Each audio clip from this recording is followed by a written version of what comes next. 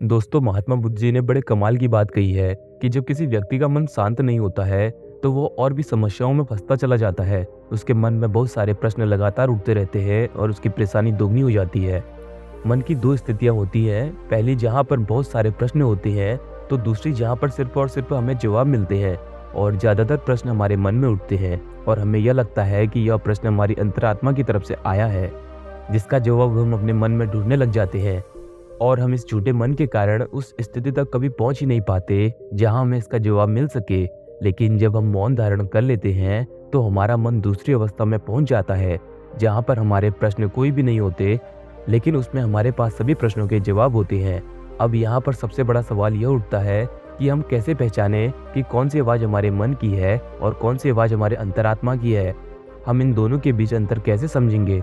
तो दोस्तों, आज की इस छोटी सी कहानी के माध्यम से हम आपको बताएंगे कि कैसे आप अपने भीतर की आवाज़ को सुन सकते हैं, पहचान सकते हैं और उसे समझ सकते हैं। लेकिन शर्त बस इतनी है कि इसे अच्छे से समझना होगा, तभी आप इसका सही अर्थ समझ सकोगे। चलिए बिना देरी किए हुए इस कहानी को शुरू करते हैं। पुराने समय की बात है, जब महात्मा बुद्ध अपने शिष्यों को रोज कोई ना कोई नया उपदेश दिया करते थे।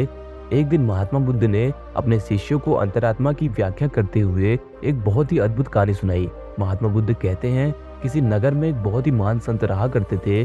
उन संत के चेहरे पर एक अजीब प्रकाश हमेशा ही प्रज्वलित रहता था। इसके लिए सबसे पहले अपने मन को शांत करना होता है। संत हमेशा ही मुस्कुराते रहते थे। उनके मन में आनंद की लहर हमेशा बहती रहती थी।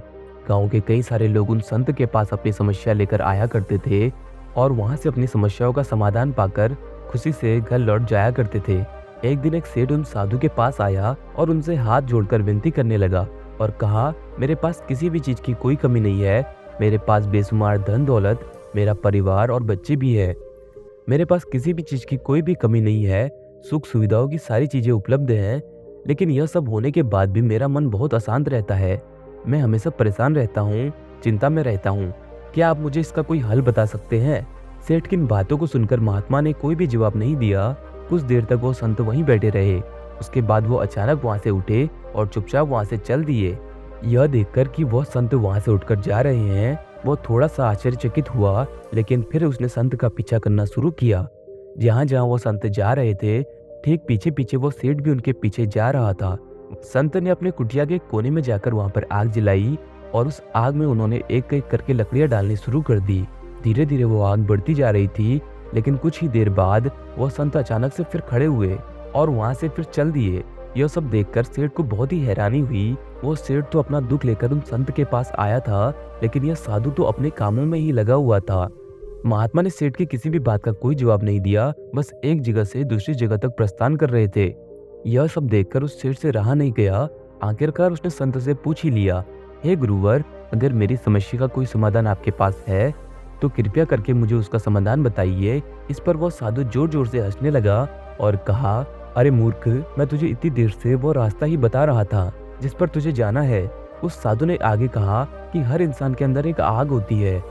उस आग में अगर आप प्यार की आहुति देंगे तो आपको आनंद के अलावा और कुछ नहीं देगी, लेकिन अगर उसी आग में घी की आहुति देंगे तो वह जलते ही जाएगी और बढ़ती ही जाएगी। ठीक इसी प्रकार तुम भी अपने आग में मोह और लोभ जैसी लकड़ियों का इस्तेमाल कर रहे हो और इन लकड़ियों को लगातार उस आग में डाले जा रहे हो, जिस वजह से वो आग लगातार जलती जा रही है और बढ़ती जा रही है। अगर तुम अपने मन में अशांति के बीज बो रहे हो तो तुम्हें शांति कहाँ से मिलेगी? सुख और दुख यह तुम्हें कहीं बाहर खोजने से नहीं मिलेंगे। अपनी अंतरात्मा को टटोलो, सच्चा सुख तुम्हें वहीं भीतर से मिलेगा।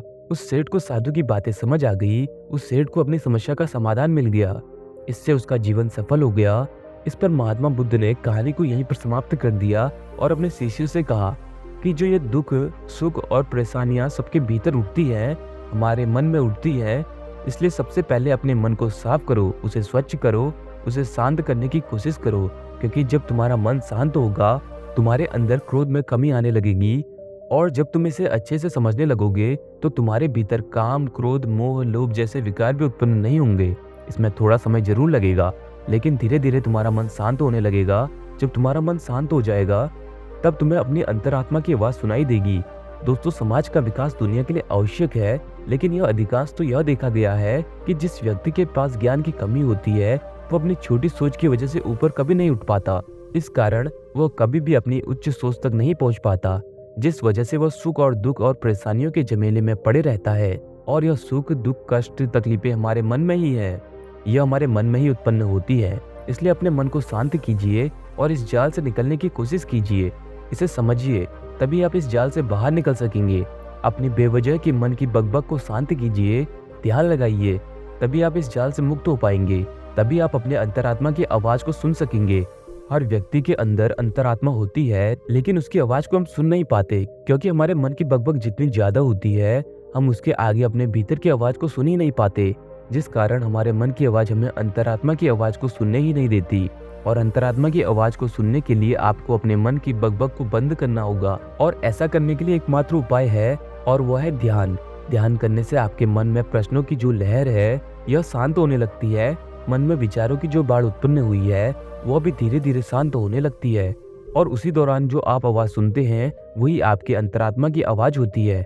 और इस आवाज का इस्तेमाल करके आप अपने जीवन में सफलता और शांति दोनों ही हासिल कर सकते हैं। तो आपके मन की बकबक शांत करने के लिए आपको ध्यान करना होगा। अपने जीवन में सुख, शांति और सफलता का आगमन करने के लिए आपको बहुत ज्यादा समय देने की कोई जरूरत नहीं है। आप दिन में केवल एक ऐसा समय निकाल सकते हैं जहां पर आप सिर्फ 5 मिनट ध्यान करिए।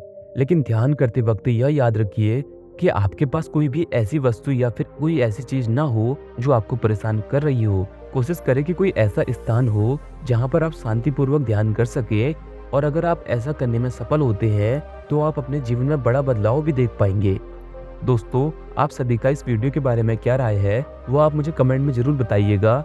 उम्मीद है कि आपको आज की वीडियो पसंद आई होगी।